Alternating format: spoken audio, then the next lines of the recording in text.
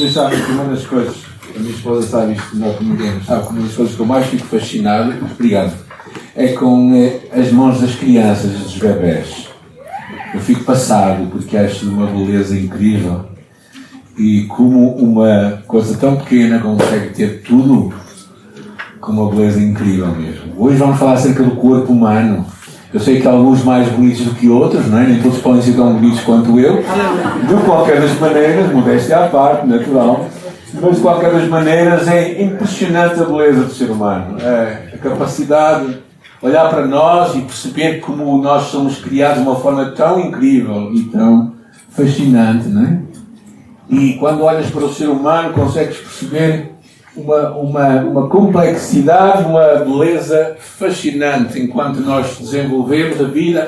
Já o salmista dizia: os meus ossos não foram cobertos quando ao oculto fui feito e entretecido nas profundezas da terra. Os teus olhos viram o meu corpo ainda informe. É interessante, o meu corpo ainda informe, ainda sem forma. Ele viu, e no teu livro foram escritas todas as coisas. E é incrível isto, não é? Nós temos estado numa série, para aqueles que nos estão a visitar, já agora, sejam todos bem-vindos. Estamos numa série baseada neste livro, que é Chaves para uma Vida Saudável, Plena e Frutífera.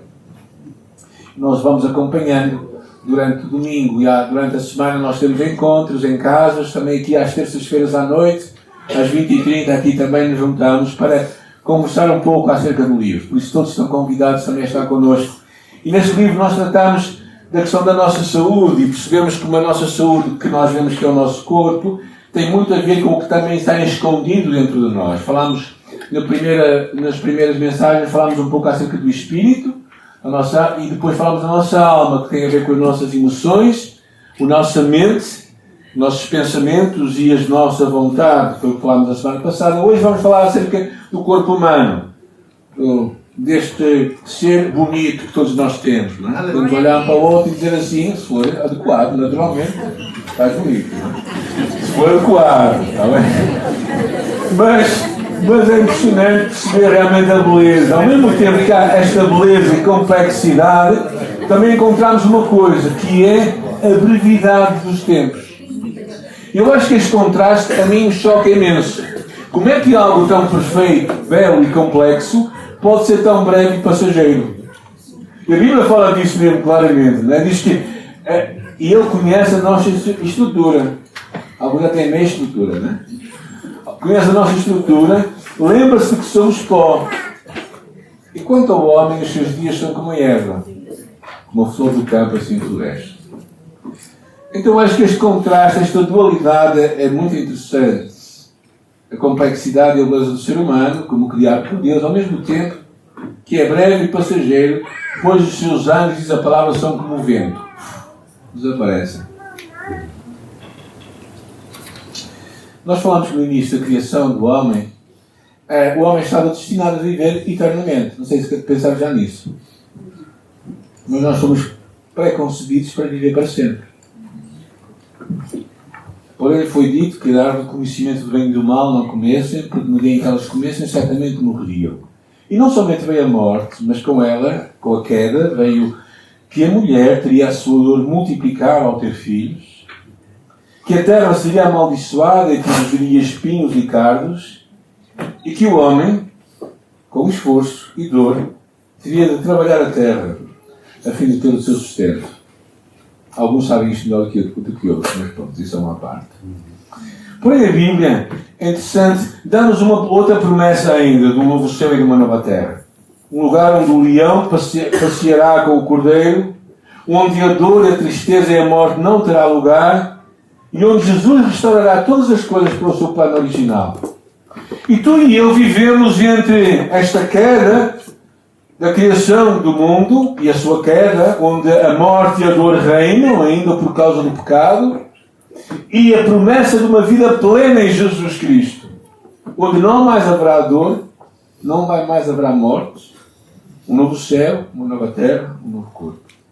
Então a pergunta é o que significa tu e eu sermos filhos de Deus redimido, ou seja, comprado por Jesus, restaurado por Jesus, vivendo num mundo que não é redimido, que aguarda a sua restauração. como é que nós podemos viver isto também no que diz respeito ao nosso corpo? Então, trago algumas ideias para não estarmos também a duplicar aquilo que muitos de nós, ou quase todos nós, estamos a acompanhar nos nossos manuais. Eu gostava que pudéssemos ler o texto bíblico em 1 aos Coríntios, capítulo 4, versículo 16. 14 até 16. Alguém pode ler? Alguém com uma boa voz e que leia algo, claro. Não vale a pena ter boa voz e não ler algo. Por isso, 1 aos Coríntios 5, 14 até 16. 5 ou 4? 4, obrigado. Alguém estava a ter, obrigado. Não vais ler, mas sabes. 4, 16, 14 a 16. Não vos escrevo desta forma com a intenção de vos envergonhar, mas para vos advertir como meus filhos amados, pois, ainda que vinhais a ter 10.000 tutores em Cristo, não teríeis, entretanto, muitos pais. Eu peço desculpa, eu acho que me enganei. Segundo aos Coríntios. Bem parecia que era segundo aos Coríntios. Perdão, obrigado. Segundo aos Coríntios 4. 14 a 16. Temos certeza de que... Não, desculpem, 16 até 18. Enganei muito. Eu não escrevo as coisas e depois engano. Segundo aos Coríntios, sim. Portanto, não desanimados, ainda que o nosso exterior esteja se desgastando, o nosso interior está em plena renovação dia após dia, pois as nossas aflições leves e passageiras estão produzindo para nós uma glória incomparável de valor eterno. Sendo assim, fixamos os nossos olhos, não naquilo que se pode enxergar, mas nos elementos que não são vistos, pois os visíveis são temporários, ao passo que os que não se veem são eternos. É essa passagem. O livro tem uma afirmação muito interessante que diz: nós não somos um corpo com um espírito, mas nós somos um espírito com um corpo.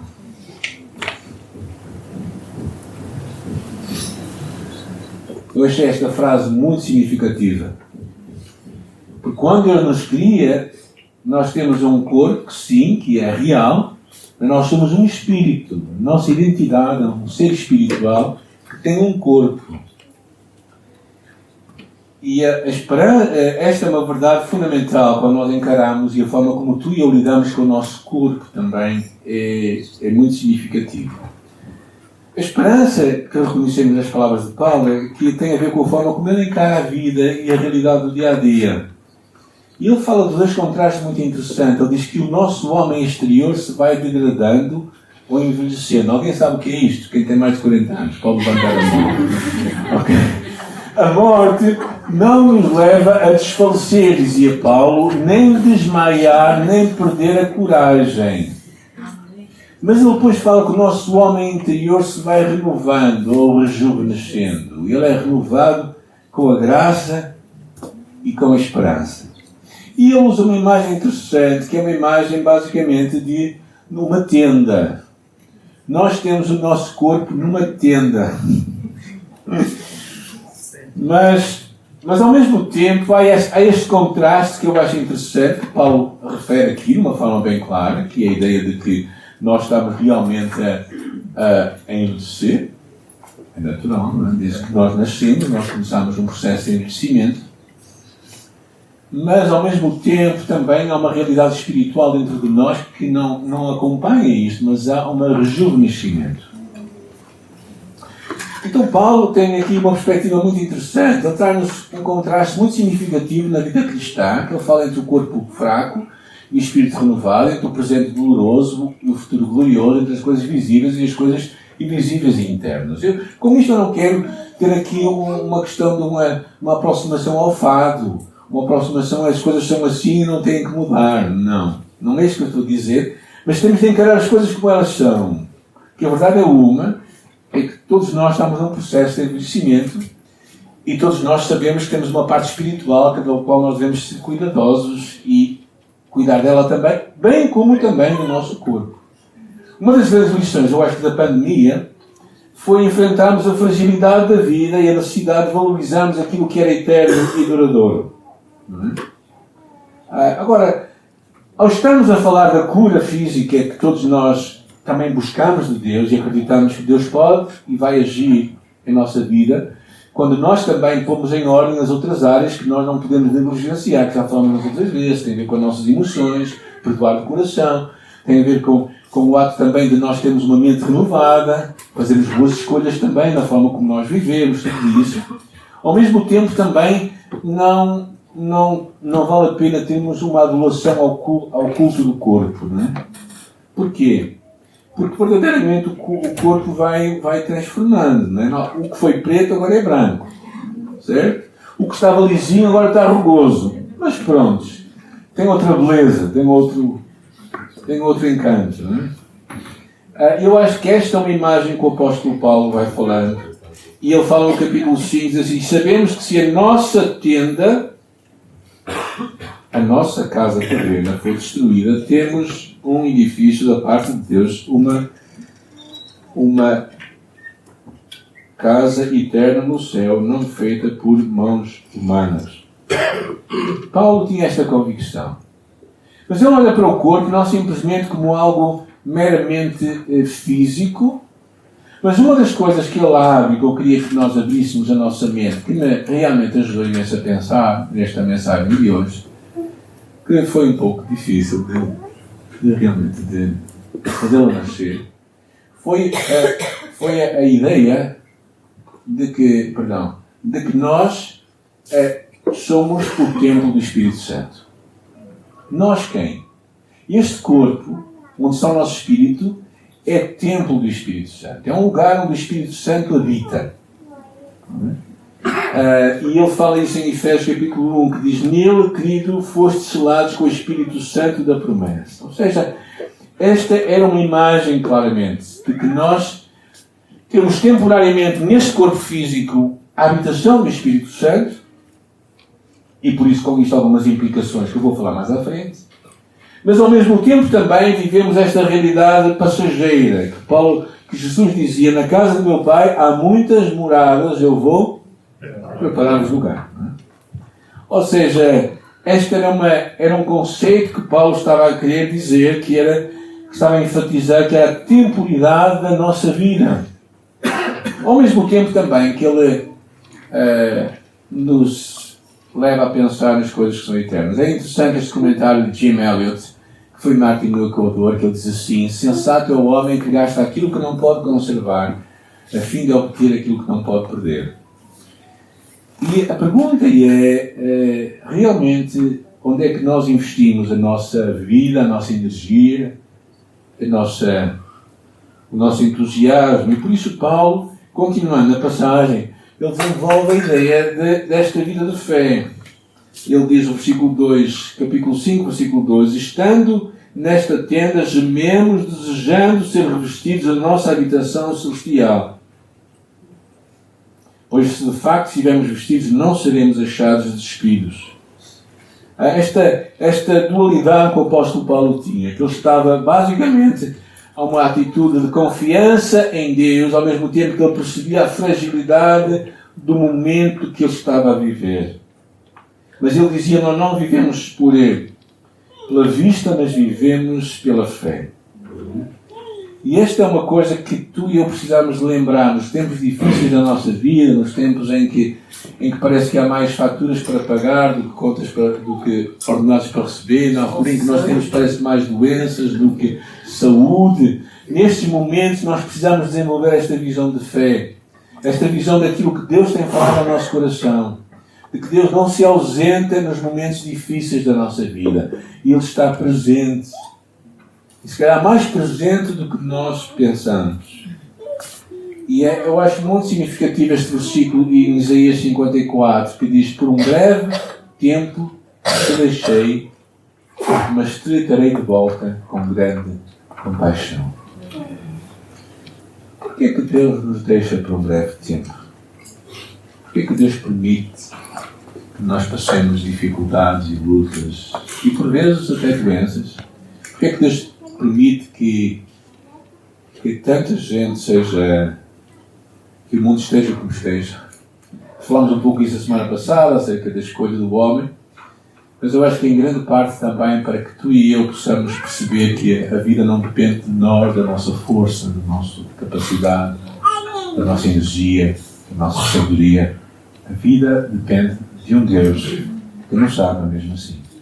E a resposta que Paulo dava é muito interessante. O versículo 8 e 9. Alguém pode ler? Capítulo 5, 2 Coríntios 5, 8 e 9.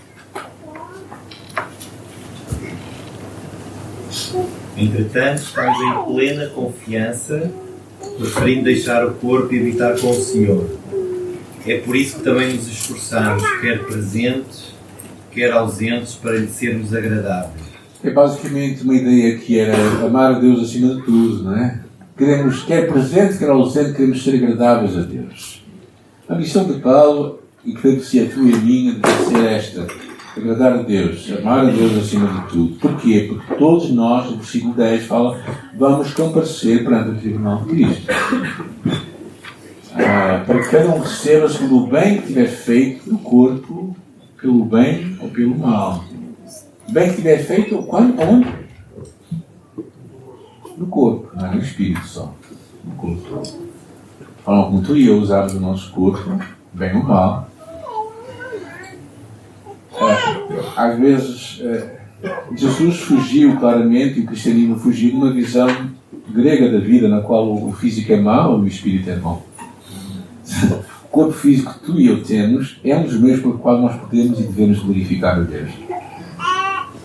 E Paulo acreditava nisto, que no final de tudo, não é? Na altura em que nós percebemos isso, o final da nossa história deve ser ser agradável a Deus. Que Deus se agrade de nós.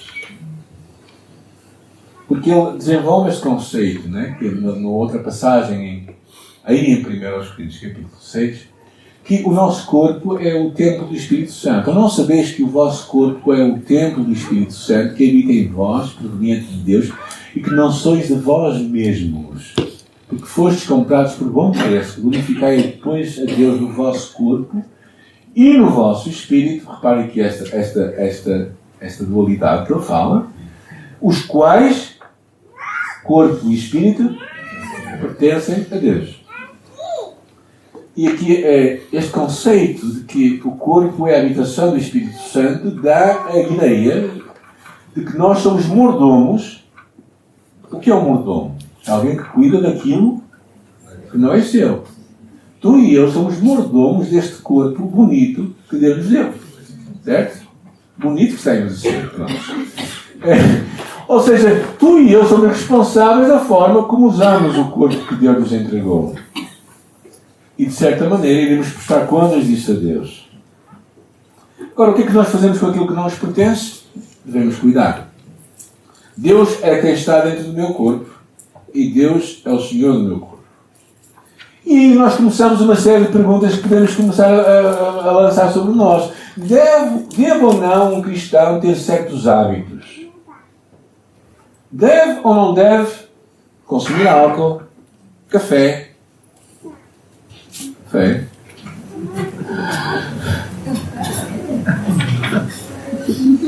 tabaco? Começamos aqui uma série de perguntas. Não é? Porque o corpo, afinal, não é nosso. E eu não estou aqui a proibir ninguém nada, está bem, irmão? Acho que essa é a pior mensagem que podemos dar. Mas há claramente algo que nós temos que pensar, não é? Acho que nós temos que pensar, deve ou não um cristão comer demais? Ou até comer de menos, se isso for possível? Hã? É complicado, diz o Reinaldo. O Reinaldo tem uns amigos soft à frente. Mas estas são perguntas que nós devemos fazer, não é? Porque se afinal nós entendemos que o corpo que aqui a Bíblia fala tem a ver com este espaço, este lugar físico que nós temos. Claro, também ficam outras perguntas, quer dizer, como é que nós tratamos o descanso como cristãos? Será que o descanso é para nós ou é só para os preguiçosos? Bem, se o corpo não é meu e se o descanso é necessário para repor a vida. Porque um dos princípios interessantes é que Deus trabalhou e depois descansou. E quando Deus criou o homem, o que é que Deus faz com o homem? Dá a mulher para ele. Mete-o a descansar. Eu sei que dá a mulher para ele, mas isso é outra história. Mete-o a descansar. Porquê? Porque a primeira coisa que Deus faz com o homem é dar-lhe descanso, para que ele descanse e depois possa trabalhar. Nós temos ritmos de vida diferentes. A concepção de Deus do descanso é que nós descansássemos e depois trabalhássemos, e não que nós trabalhássemos e depois descansássemos. Parece a mesma coisa e não é. Mas vamos falar disto mais à frente um bocadinho, se tivermos tempo. E pensando nisto, é interessante esta passagem do apóstolo Paulo, referindo na mesma ótica, ele diz que todas as coisas me são lícitas, mas nem todas as coisas me convêm. Todas as coisas me são lícitas, mas eu não me deixarei dominar por nenhuma. Eu não vou falar acerca da roupa, como que nós devemos usar ou não devemos usar, portanto, podemos falar sobre isso. É lícito eu vir para a igreja de uma certa maneira? Alguns pensam, se eu ando na rua assim, também porque é que não posso ir à igreja? Porque se calhar também não vais assim para o teu trabalho, não vais assim para um casamento. No tribunal. Ou tribunal, também poderia ser feio. Mas essa ideia de ser faz-nos pensar algumas coisas interessantes. Por exemplo, é conveniente. É conveniente eu beber mais este copo. Houve uma dessas vezes em que eu estava, um dia muito quente, eu estava a trabalhar em Santo Tirso e fui almoçar. O almoço estava muito bom, o vinho verde estava melhor. E eu bebi. E havia um último copo, havia o resto da garrafa. E eu pensei assim, vou continuar a beber ou vou parar? Eu disse assim, vou beber. E depois o que é que eu fiz? Dormi. Exatamente. Foi o que eu fiz melhor. Porque às vezes nós temos que perceber onde é que nós estamos no nosso corpo.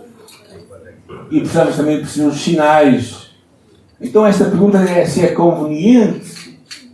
Acho que é muito importante. E outro princípio que ele dá, que o apóstolo Paulo dá, que eu acho muito significativo, que é, será que isto me domina ou me controla? Ou seja, se eu deixar de beber isto, eu vou ficar normal? Vamos lembrar, a primeira vez que eu visitei os Estados Unidos da América, fui visitar o meu irmão, e ao estar lá, passaram uns dias, e eu achei estranho, que estava-me sempre a dor a cabeça. Eu disse assim, isto era jet lag. O que é que era? Era falta de café. Não, foi no café, não foi no quintal, foi no café somente. A importância de que nós dependemos das coisas é muito claro. Nós percebemos quando algo nós falha uma série de vezes e nós não temos aquilo, como é que nós reagimos? E há um teste que no capítulo anterior faz com 7 perguntas que tu deves fazer a ti próprio acerca de alguns hábitos que tens, algumas coisas que tu fazes, e tu vais ver se aquilo é um vício ou não em ti. Porque eu acho que a pergunta é, sou eu livre ou sou eu escravo? Vocês todos sabem que eu gosto de beber vinho e não me arrependo disso. Acho que há um lugar, mas também é importante nós percebermos os limites das coisas e perceber quando não é a altura. Parte dos meus jejuns que eu faço é sempre a ausência de álcool durante 3 semanas. E eu sinto que o meu corpo, eu não tenho dependências, graças a Deus não tenho, mas sinto diferente. Estou habituado, certo? Talvez com outras coisas, para alguns seja o chocolate. Não sei se alguém tem problemas com o chocolate. Não vale a pena levantar a mão, está bem, por favor? Mas essa é a pergunta, isto domina-me ou não? Então são perguntas que nós temos que fazer, pensar acerca do nosso corpo, na forma como nós nos alimentamos, na forma como nós lidamos com algumas coisas que é do dia a dia. Será que isto me domina? Isto me controla? E há um outro versículo interessante neste mesmo contexto, que é o que Paulo diz mais à frente. Portanto, quer comais, quer bebais, ou façais qualquer outra coisa, fazei tudo para a glória de Deus. Por isso Deus pode ser chamado à nossa mesa de banquete que temos. Deus pode e deve ser chamado ao lugar onde nós estamos. Deus nos acompanha. E por isso nós devemos pensar acerca destes hábitos que nós temos. O livro fala um bocadinho mais acerca de algumas coisas mais práticas, mas eu quero vos encorajar a pensar no corpo que vocês têm, que nós temos como parte do lugar onde Deus habita, e perceberes que tu e eu somos responsáveis por ele, ainda que o nosso corpo seja passageiro e temporário, ainda que nós também sabemos que o nosso corpo vai degradando e vai decaindo, mesmo assim, pelo tempo que Deus nos dá, nós somos responsáveis por ele. E por isso, uma parte da vida também é o descanso. O descanso é uma dádiva da graça de Deus. Eu acho que Deus sempre quis perceber-se que o descanso era essencial. Olharmos para a criação, percebemos isso. Deus trabalha 6 dias e depois descansa. E no caso de Adão, Deus lhe deu o descanso e depois lhe deu o trabalho. Tudo estava feito. Eu acho que às vezes nós pensamos, eu também às vezes procuro me enganar a mim próprio, está bem? Depois nós temos essas coisas. Eu procuro me enganar a mim próprio, dizer assim, o descanso é só fazer outras coisas. Não, o descanso é tu parares e dizer assim, está tudo feito. Não vou pagar contas hoje. Não vou trabalhar o que quer que seja hoje. Eu posso descansar em Deus. Deus fez tudo. E eu hoje posso baixar os braços e me alegrar. Sabe, o descanso é um lugar para nós nos alegrarmos. Eu tenho alguns dias que eu trabalho, faço outras coisas que não é no meu trabalho normal, e que eu às vezes me quero enganar dizendo assim, isso é descanso. Não é descanso, gente. O descanso é nós termos prazer em Deus. Claro, podemos fazer outras coisas, mas sem a pressão. O Modesto está a rir, ele está a pensar em mim, ele se conhece muito bem aquele filho. Sabe o que é que eu estou a pensar? Porquê? Porque quando nós descansamos, nós confiamos em Deus. Ou seja, que é interessante quando tu pensas naquela imagem de Jesus com a videira, sendo a videira verdadeira e nós as varas descansam na sua ligação com a videira. As varas não se esforçam, dizendo, eu vou dar fruto, eu vou dar fruto, eu vou dar fruto. Não. Elas estão descansadas na videira. Se a videira for saudável, ela vai frutificar. Jesus é a videira verdadeira. E tu podes descansar nele. Tu podes te ligar a ele. Tu podes estar...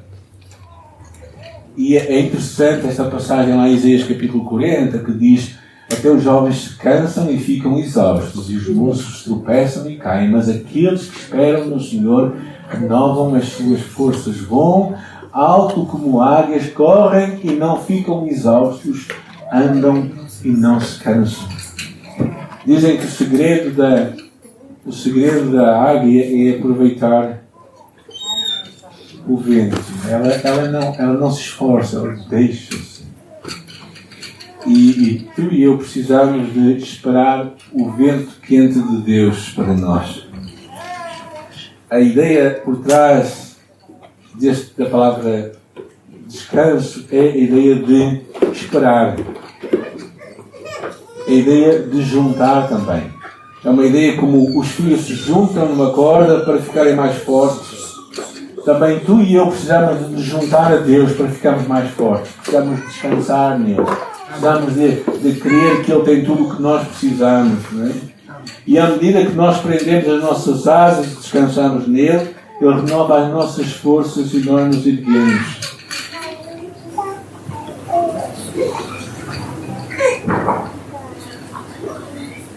Há pessoas que vivem a sua vida e chegam ao fim dela e dizem assim, se eu soubesse eu teria parado. Se eu soubesse eu teria amado mais, teria falado mais, teria me sentado mais.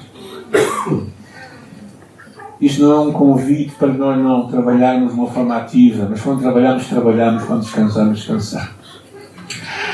Uma amiga nossa, minha esposa, dizia acerca de mim, há muitos anos atrás, enquanto tu descansas, carregas pedras.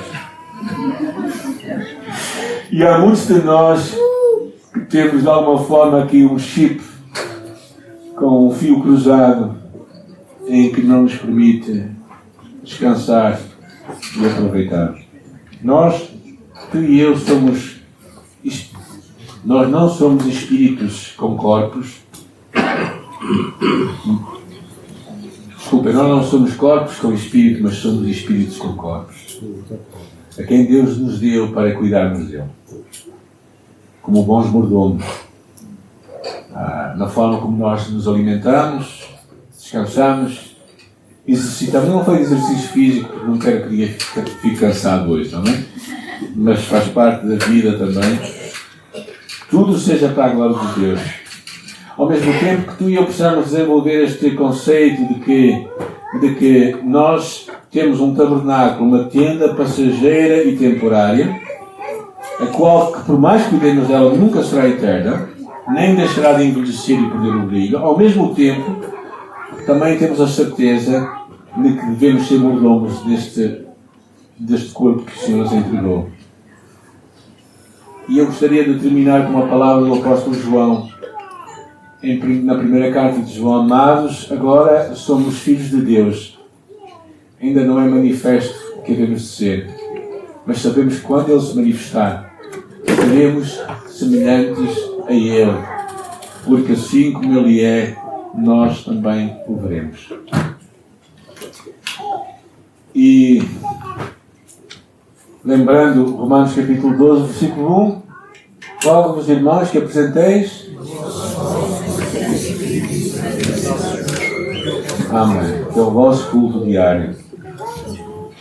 Então que o Senhor nos ajude a tirar lições para a nossa vida, a fazer opções da forma como nós nos comportamos, da forma como nós deixamos que coisas eventualmente nos controlem ou não, ou da forma como nós escolhemos ser livres para viver o que Deus tem para nós e para com o nosso corpo físico e o nosso espírito termos de glorificar a Deus. Senhor, nesta manhã nós oramos a Ti, acreditamos que Tu nos deste este corpo temporário para cuidar dele, ao mesmo tempo que assim podemos trazer glória para Ti e abençoar outros à nossa volta. Agradecemos esta dualidade da beleza e da complexidade, ao mesmo tempo da brevidade do nosso corpo. Mas mesmo neste intermédio em que nós vivemos como filhos de Deus redimidos, ajuda-nos a cuidar daquilo que Tu nos entregas, a vivermos de uma forma responsável, Senhor Jesus, aquilo que Tu nos entregas, a vivermos para a Tua glória, Senhor, para que outros homens e mulheres à nossa volta possam trazer glória para Ti, Senhor, e nós possamos glorificar a Deus. Obrigado. Obrigado, Senhor, por esta palavra. Obrigado por esta lição de hoje. Fala com a nossa vida, Senhor. E eu peço que Tu nos ajudes a voltar para Ti, em nome de Jesus. Talvez hoje tiveste ouvido uma coisa que é: o plano original de Deus nunca foi este, que Tu e eu morrêssemos. O problema de nós é que estamos todos nós a morrer fisicamente, mas alguns de nós estamos claramente mortos espiritualmente. Precisam de nascer de novo, precisam de ter um encontro com Jesus, precisam de pedir a Ele para Ele entrar na sua vida e ser o seu Salvador. Precisam de ter este encontro com o seu Espírito, com Deus. Porque Tu e eu nascemos espiritualmente mortos e fisicamente estamos no caminho da morte. Quando nós conhecemos Jesus Cristo, o nosso corpo continua a morrer, mas o nosso espírito nasce de novo. E quem já nasceu de novo nesta manhã? Glória a Deus. Hoje é o teu dia da oportunidade. Tu hoje podes nascer de novo. Tu hoje podes voltar ao plano original de Deus e dizer: Senhor Jesus, eu quero Te seguir, eu quero Te amar, eu quero que Tu entres na minha vida e sejas o meu Salvador. Tu hoje podes tomar uma decisão para mudar a tua vida para frente. Eu tomei esta decisão com 8 anos e nunca me arrependi até os dias de hoje. Tu podes tomá-la hoje. Tenhas 8, 18, 28 ou 58 ou 68, não importa. Hoje é a tua oportunidade para entregar a tua vida a Jesus e para caminhar com Ele. Porque eu sei uma coisa, que quando eu vir, eu vou ser semelhante a Ele, e Tu também. O nosso corpo terreno limitado vai ser transformado, glorificado. E assim como Ele é, nós o seremos. Glória a Deus. Amém?